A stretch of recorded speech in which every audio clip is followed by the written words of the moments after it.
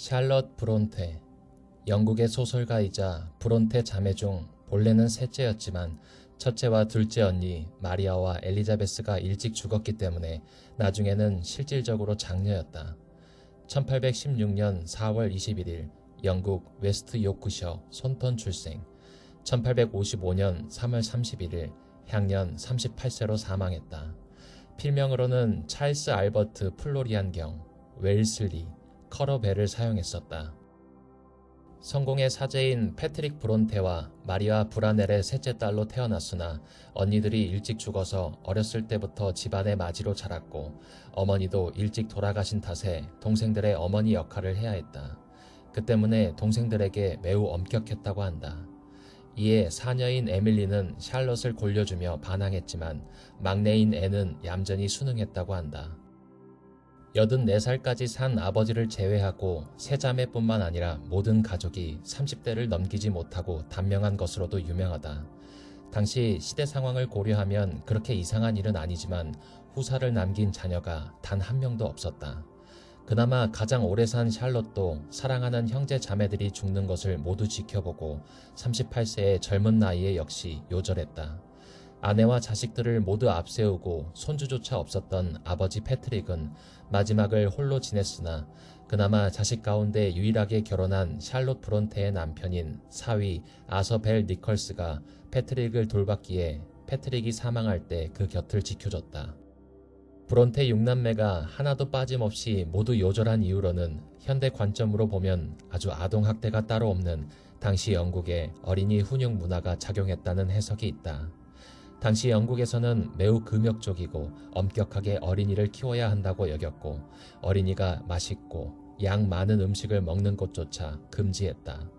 브론테 자매의 대표작 중 하나인 제인 에어를 보면 어린이를 어떻게 대했는지에 대해 구구절절 묘사가 나온다. 어린 시절부터 제대로 먹지 못한 채 허약해진 몸으로 황량한 요크셔 지역에서 쓸쓸하게 살아야 했으니 다들 건강이 좋았을 리 없었다는 해석이다. 이들이 태어나고 자라난 브론테 사제관은 지금은 브론테 박물관이 되어 있다.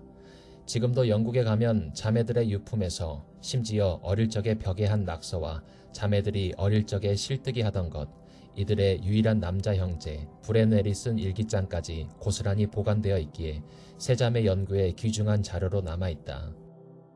샬럿을 제외한 남매들을 살펴보면 장녀 마리아는 1814년 4월 23일, 1825년 5월 6일로 향년 11세이다. 사이는 결핵으로 마리아나 엘리자베스 역시 동생들처럼 문학과 배움을 좋아하는 학생이었으나 기숙학교에 잘못 입학하는 바람에 배고픔과 추위, 궁핍 등을 이기지 못하고 이렇게 되었다고 한다.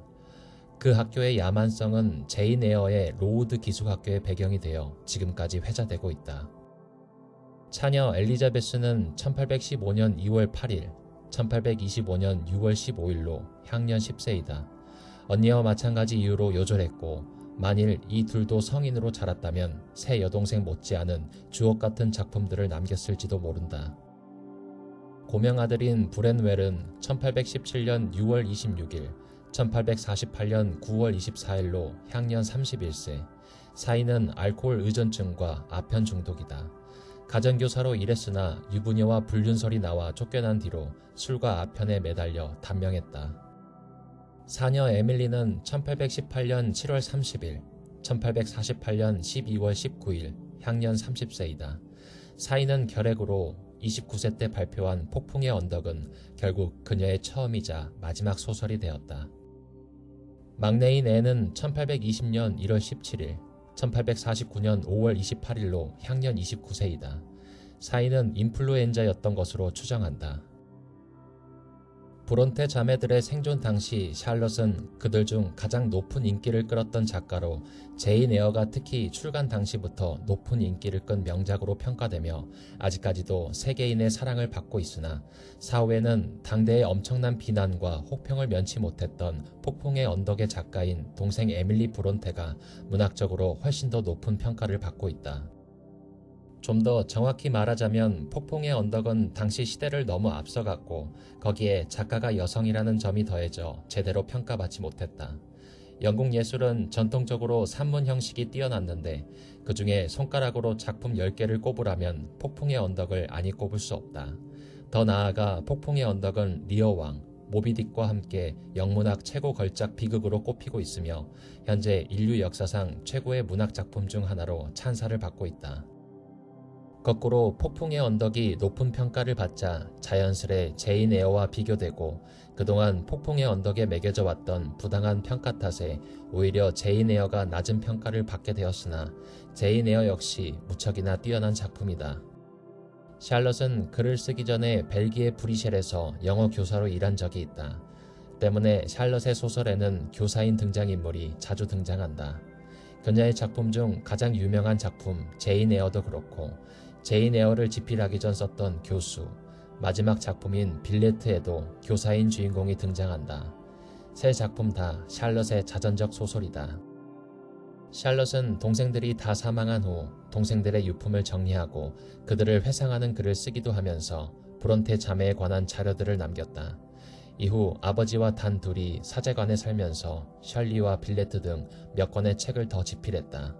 그리고 아버지의 밑에서 수련 중이던 3살 연하의 성직자 아더 벨 니콜스의 열렬한 구애를 받고 당대는 물론 현대 기준으로도 꽤나 늦은 나이인 만 38세에 결혼했으나 1년도 안 지난 그 이듬해에 임신한 몸으로 사망했다.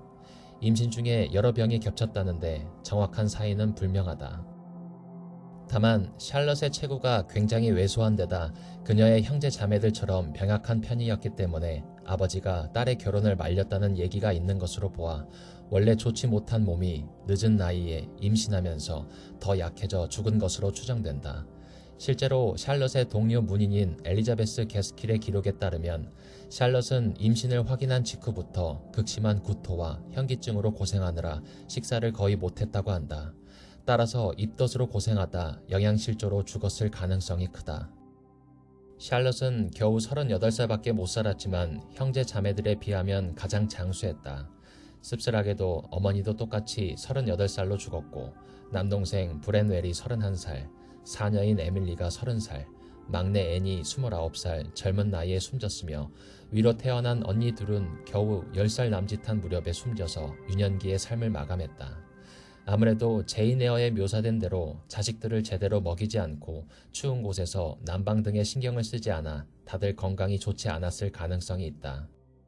19세기 당시 서구에서는 위생관념도 부족해 식사 전에 손을 씻는 것조차도 이상하게 보던 시절이었다. 다만 당시 의료기술이 좋지 않아 많은 아이들이 일찍 죽어나갔던 것은 전 세계적으로 똑같았다. 샬럿이 죽고 난 다음에는 아버지 패트릭 브론테만 홀로 남았다. 그는 처자식들과 달리 1861년 84살로 세상을 떠나며 장수했다. 그러나 처자식의 죽음을 줄줄이 지켜보고 몇 년이나 더 살다 갔으니 달갑지 않은 장수였을 것이다. 심지어 6명이나 되는 자식들 모두 자녀를 낳지 못하고 요절했기 때문에 임종 당시에 곁을 지켜줄 손자, 손녀조차 하나도 없었다. 그나마 샬럿의 남편이자 성공의 교구 후임사제인 아서 벨 니콜스는 샬럿과 사별한 이후로도 장인인 패트릭을 돌보았고 패트릭이 세상을 떠날 때 그 곁을 지켜주었다. 니콜스는 패트릭이 죽고 나서 1864년에 메리 안나 벨이라는 친척 여자와 재혼했는데 니콜스도 당시 엄청나게 장수한 만 87살까지 살았다.